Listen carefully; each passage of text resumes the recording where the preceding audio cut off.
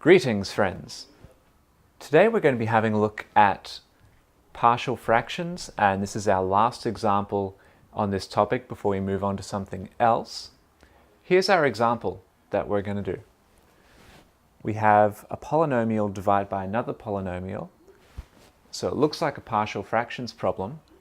The difficulty is that the degree of the numerator is greater than the degree of the denominator, so what we have to do is divide.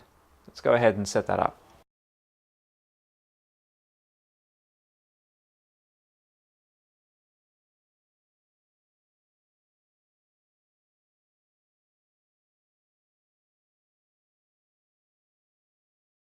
So what we do is we have this set up like it were a normal long division problem, and we just look at the highest leading term. So I have a look at 2x squared, and I want to divide 3x cubed by 2x squared. So I say, how many times will 2x squared go into 3x cubed? Well, we have 3 divided by 2 is 3 over 2, or 1.5. And we have x cubed divided by x squared makes x.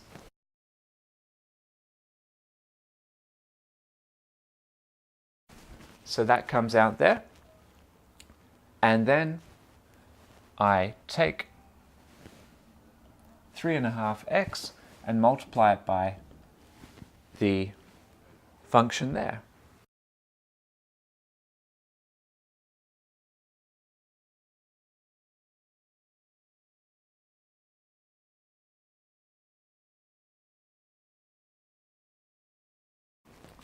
So I go ahead and do that. I just multiply 3 over 2 by 2 to give that coefficient, 3 over 2 by 13 to get 39 over 2, 3 over 2 by 15 to get 45 over 2, and then I go x times x squared makes x cubed, x times x makes x squared, and so on. Now what I want to do is subtract that from the line above. So 3x cubed take 3x cubed, all cancels out, nothing to write there.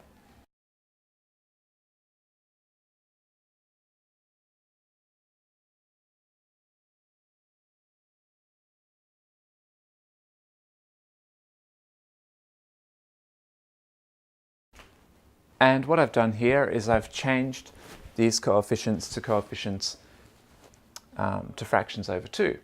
So I had 4, and 4 is 8 halves. So I had 8 halves take 39 halves would make negative 31 halves. Then I have negative 2 becomes negative 4 halves. Negative 4 halves take 45 halves becomes negative 49 halves.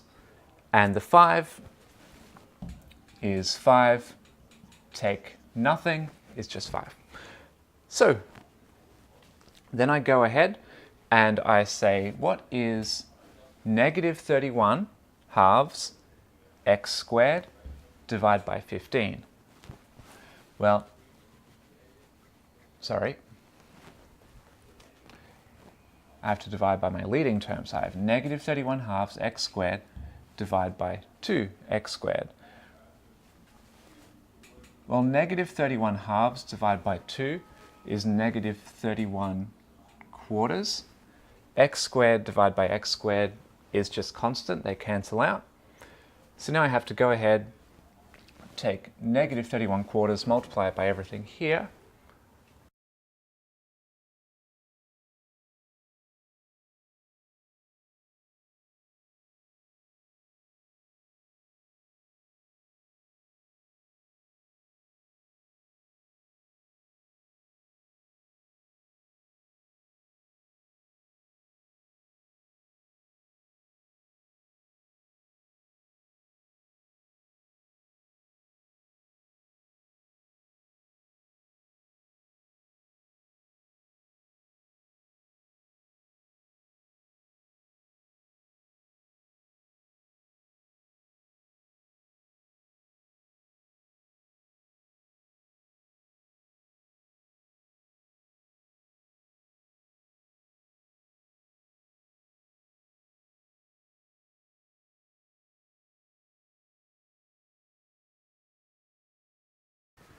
we just subtract.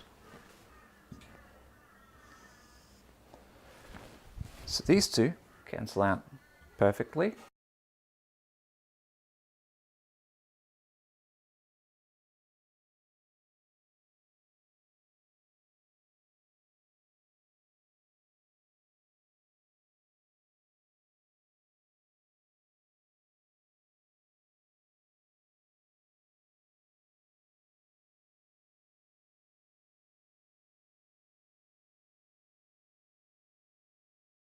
And we've done the division.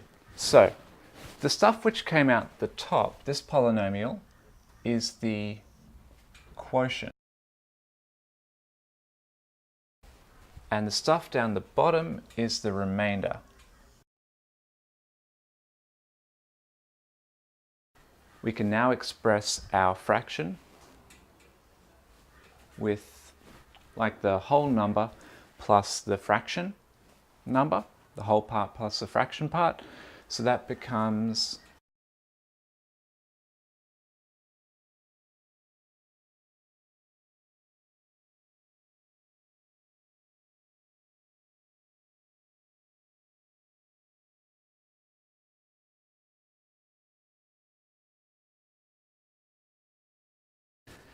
and there we have it. So it's the quotient here, and then the remainder is expressed as a fraction over the denominator. Now, integrating this stuff is really easy. All we have to worry about is the fraction part, which is just a standard partial fractions situation. So let's deal with that.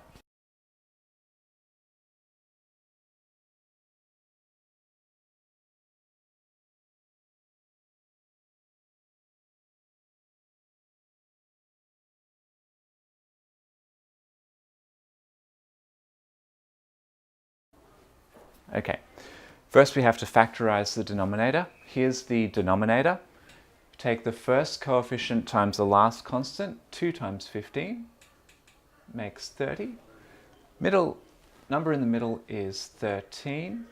We want two numbers that multiply to give 30, add to give 13. That's 10 and 3.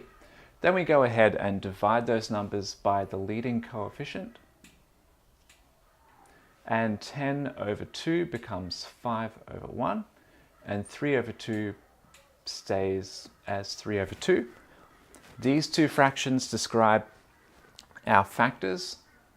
The denominator of the fraction is the coefficient of the x term. The numerator is the constant that you add on.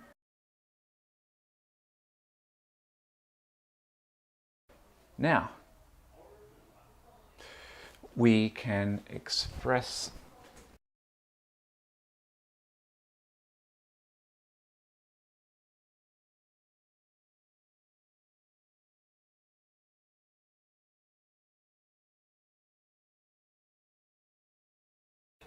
first thing we can do is I'm just going to take that numerator of 4 and bring it down here.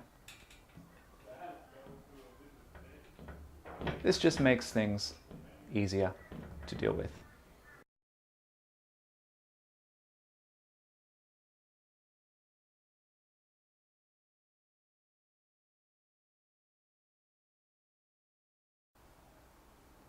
And I cheated a little bit because I grouped that 4 into there.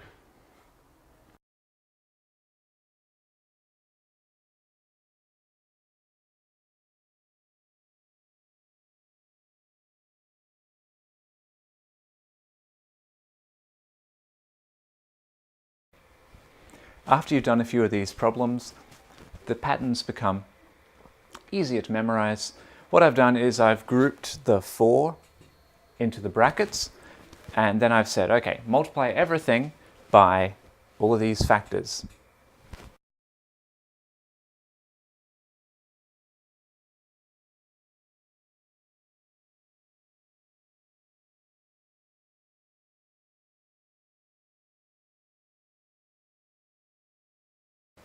So we have some x stuff and we have some constant stuff. The x stuff is there. We can take that and make it into an equation.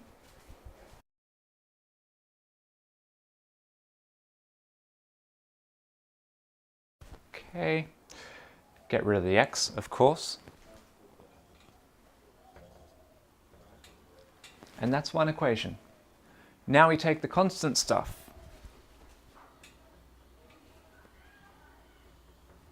And it describes another equation.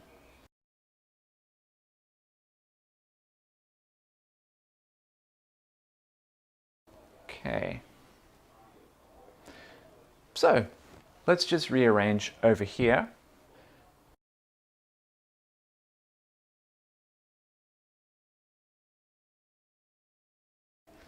Then divide everything by 2.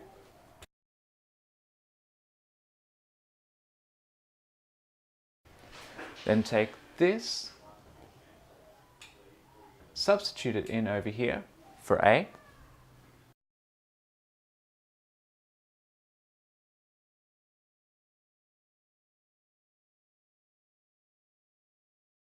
Okay, I'm going to make some space.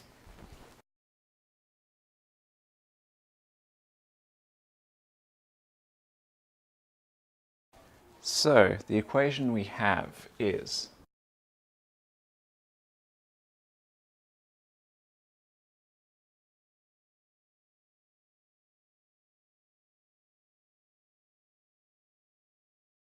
let's expand the brackets.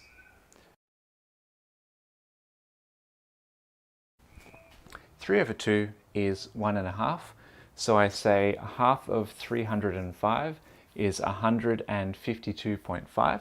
Then 152.5 plus 300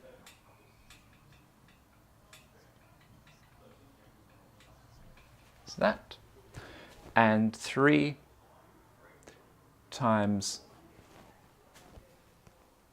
4 is 12. 12 divided by 2 is 6. Okay, bring the b's together.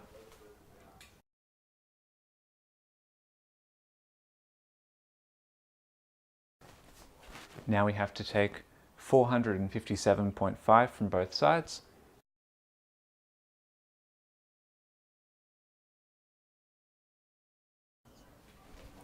Then divide both sides by 14. And there we have b. That may be a messy number, but we can just deal with it. It's okay.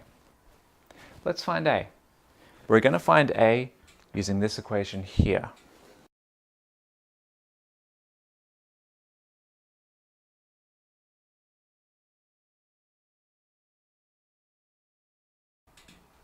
Okay, so I have negative times a negative. This is going to make a positive.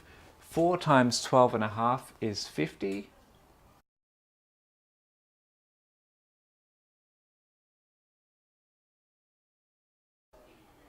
And I'm actually going to leave that as it is. No reason to mess with it. It's just a number. In fact, here's a trick. Let's leave a and b and just call them a and b, and then do the whole problem and substitute in the values of a and b when we get to the end, right at the end. So our integral becomes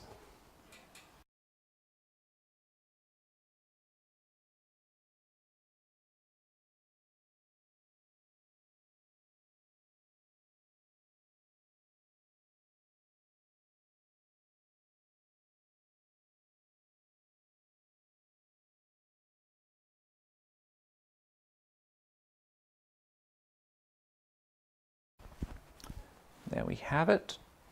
The integral of 3 over 2x is really straightforward. We increase the power from x to x squared, then divide by that number 2, the new power. So this becomes 3x squared over 4 plus, well not plus, really minus, isn't it?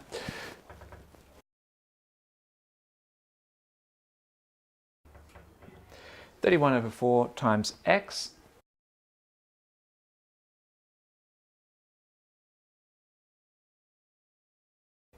plus we have a times natural logarithm of 4x plus 20, but we have to divide that all by the derivative of the bracket, which is 4, so we take this all and divide by 4.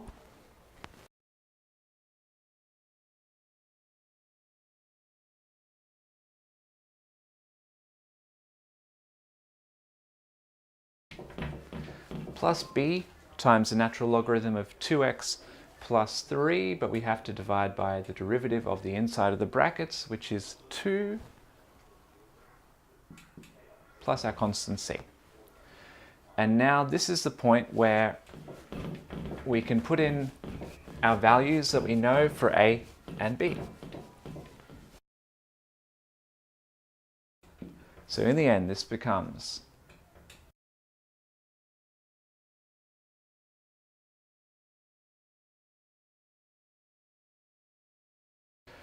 now we have to put in our value for a.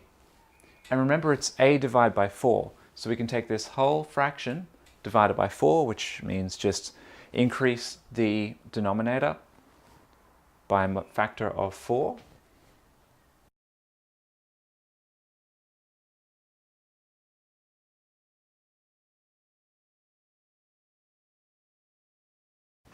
And now that line's going to run down there.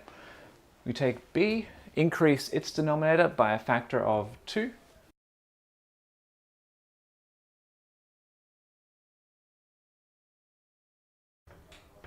And then plus some constant.